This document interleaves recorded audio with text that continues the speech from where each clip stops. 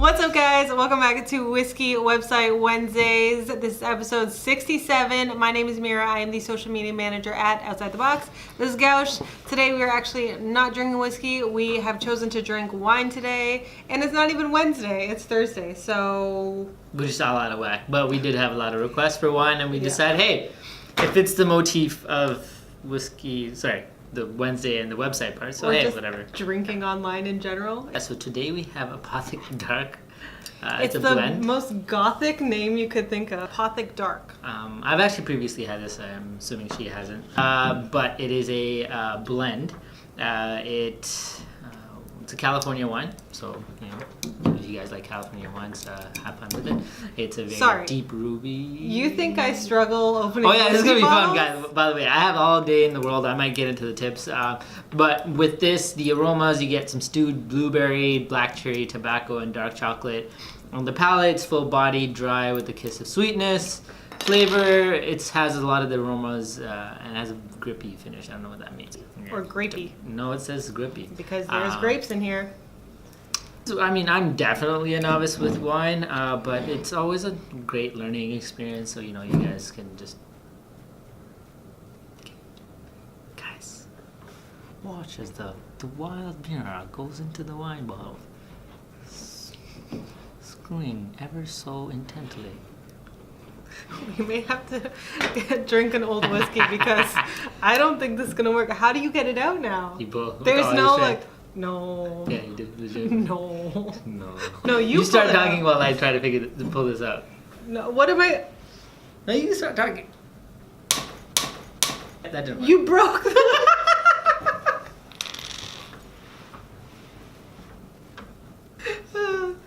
Well, there you have it, guys. It's a great episode. It's called Apothic Dark. It tastes really good. I even have my wine sippy cup ready. Oh, we're not having wine. I guess the plastic could not stand my strength. What do we do now? I use pliers. I have to. Why am I bleeding? Why are you bleeding? I don't know. Did you cut yourself? That was pretty funny. Because I burnt it, I'm like... Why isn't it popping? Yeah. And I was just like, yo, for a lighter that powerful, it should pop. Like from mine, I was like, it took a while because it's a fucking regular ass lighter, and the cork took a while to expand. But this one, I'm like, it's not moving. And then I saw the thing drooping down. Like remember you? Yeah, and then you just pulled. It's going down. And then you pulled on it, and you're like, oh yeah. This is what we went through to get this wine bottle open. I cut my finger. That dude burned his hand. We have the wine bottle open. This is why we drink whiskey. We can't do this. This is too advanced for us. Right, so it's Apothic Dark, and it's clearly out to get us because we are all injured trying to get this bottle of wine open. Then drink your sorrows away. I will. Oh yeah.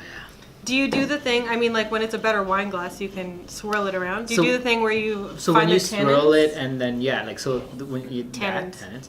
Also when you swirl it, the ones that come down real quick have a lower alcohol content, and then the ones that run slower have a higher content, I think. Cheers. This better be good. I'm excited. Red wine. Toothless s'mores. Ooh, it's very, very fruity. Yeah. All right, so today, Gowsh is going to give us a lowdown on Google Adwords. He's going to give us some tips. He is a Google specialist in our office. We are actually all Google certified. I'm certified in video advertising and search, but he has all of the credentials. So Gowsh is going to drop some knowledge bombs on you guys and give you some pointers. All right, so first and foremost, don't try to open an Apothic Dark with a lighter because it's not a cork and it will melt on you. Yeah. That's my first Google tip. Second of all, learn the new UX. It sucks. Okay, I'm sorry. Google, I didn't mean to say that. It sucks. Okay, again, I apologize.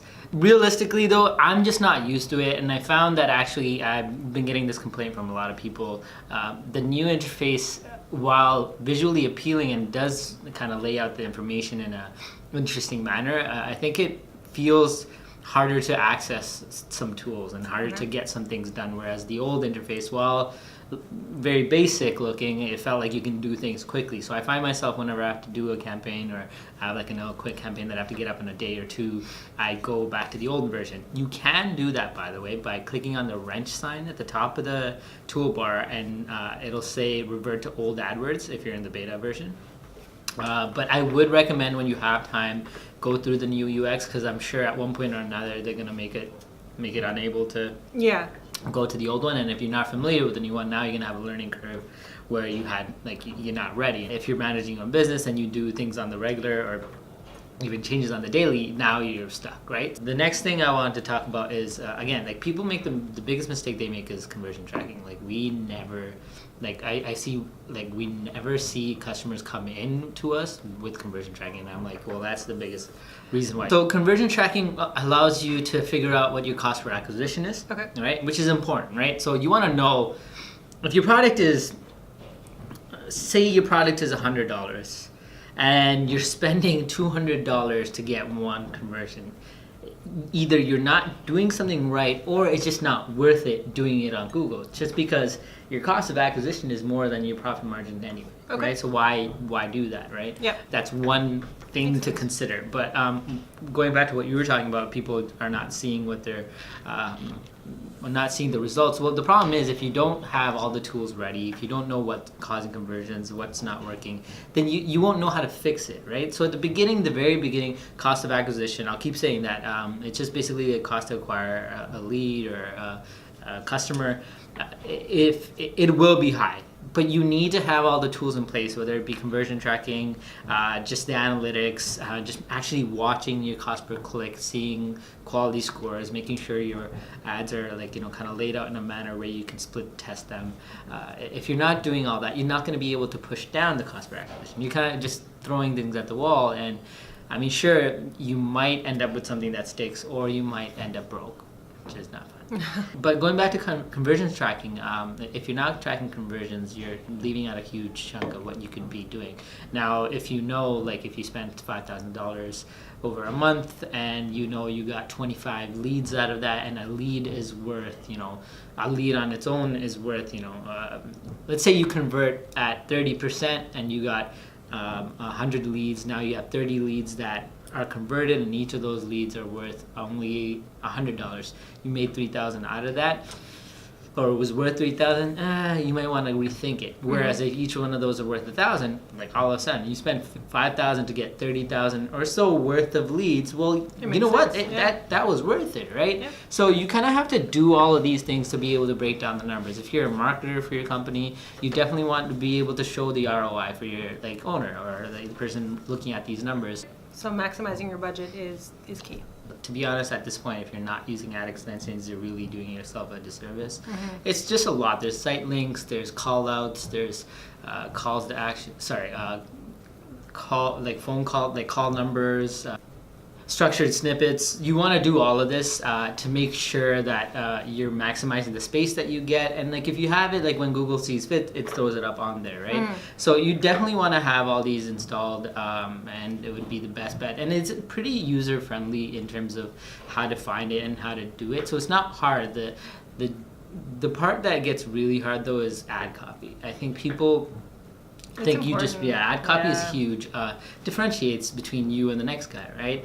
Say you're an axe throwing company. You want to be playful. You want to be kind of a little rugged. You want to speak to your crowd, right? Like, if you're a realtor, you speak very differently. Sometimes realtors just want to get all the information out there because everyone knows all these people are realtors. They're just looking at, this person has this, sneak peek, or they're platinum VIP brokers versus the other person not. Well, I'm going to click on them because I get first access, right? So that you have to know your crowd, and then have ad copy speak to your crowd.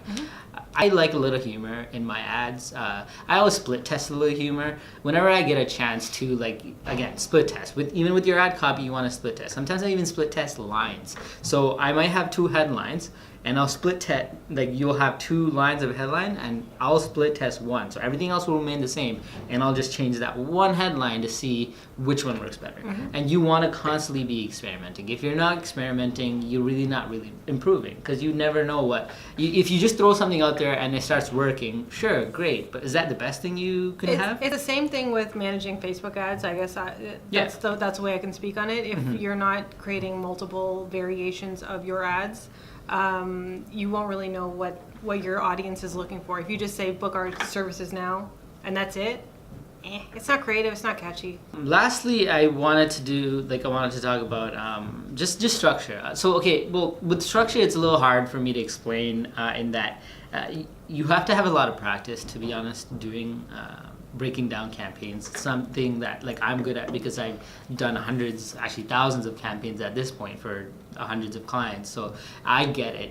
But what I mean by structure is you want to break down in a logical manner. For yourself, so you're able to find and change and turn on and off campaigns on the fly, and also you want it to be logical. So if you're a clothing store, there's no point in having a campaign with both shirts and jeans in the same ad group or that ad campaign. You want them separated, right? Because you're sending them to separate areas. So like that's a problem that I find with a lot of campaigns that come in through the door to us, and I find that their structure is so off that I just tell them like, listen, I'm gonna refer to yours to see what worked in the past for you, but I'm gonna build out a brand new campaign for you, just because it's easier for me to start from scratch than to try to fix their mess. On top of that, it just, structure is important, and I know that if you don't build it from the very beginning, you're kind of screwed. Yeah, and really, things will be like all over the place. All over the place. Then I can't find anything. I want to know what's working, what's not. It's a little hard. This was a mess trying to open, but hey, but the wine's not bad. I'm honestly, like, I don't know if it's like in my head, but I can smell a little bit of the rubber. So every time I taste it, I'm like, God damn it, my smell is throwing this off. But otherwise, I do like the wine. Yeah, great choice. Thank you for all of your knowledge. If you guys need any specific questions answered regarding your Google AdWords campaigns, this is the guy you want to speak to. He did what, 5 exams? 6 exams? Yeah, something like every single Google exam, and he knows his stuff. Be sure to email us at think@outsidethebox.com for any of your other marketing inquiries. We are a full digital service agency. This is Gowsh. I am Mira. We hope you guys have a great and safe day. I'm drinking in a whiskey glass, like seriously. Bye, guys.